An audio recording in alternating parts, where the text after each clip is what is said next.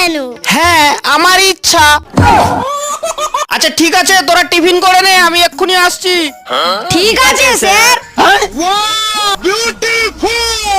হ্যাঁ, আমি তো আজকে টিফিনই আনিনি। আরিয়া,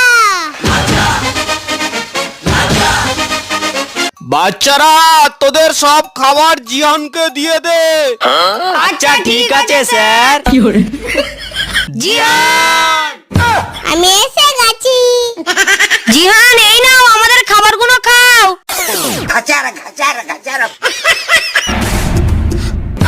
আরে তোদের খাবারগুলো জিহানকে দিচ্ছিস কেন?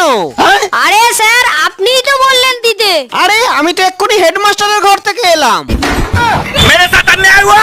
জিহান, ওরে বাবা রে,